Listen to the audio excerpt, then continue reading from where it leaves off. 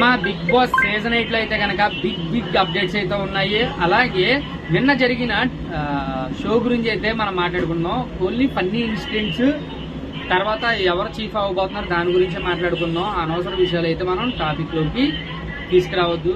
అలా తీసుకెళ్లే ముందు షోలోకి please like and share and subscribe. News వస్తున్నాయి, లైక్స్ అయితే రావట్లేదు. ప్లీజ్ మీ సపోర్ట్ అయితే నాకు ఇవ్వాలి.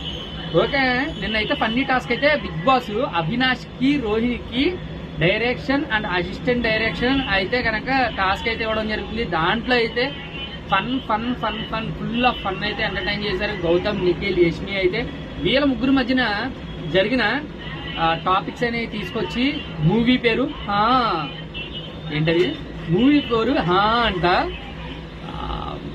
అసలు ఫుల్ ఫన్ అయితే జరిగింది. తర్వాత అది అయిపోయిన తర్వాత గేమ్ అయితే పట్టడం జరిగింది. చీఫ్ ఫస్ట్ అయితే కనుక యష్మి వెళ్ళిపోయిన తర్వాత నబీల్ అయితే వెళ్ళిపోయాడు. నబీల్ ట్రిగర్ అయ్యాడు, నేను వాళ్ళ మీద పగబడతానా, నేను ఏమైనా పావునా, నేను మనిషిని అని చెప్పి తనైతే మాట్లాడడం జరిగింది. లోనకి వెళ్ళి మాట్లాడాడు. అదేదో అక్కడే ఉండి హరితేజ్ అయితే మాట్లాడితే కనుక ఆ గొడవ అనేది క్లియర్ కట్ అయ్యేది. ఎప్పుడు నబీల్ చేసే పని అదే, లోనకి వెళ్ళి మాట్లాడతాడు. ఆ మాటలైతే వద్దని చెప్పుకోవాలి.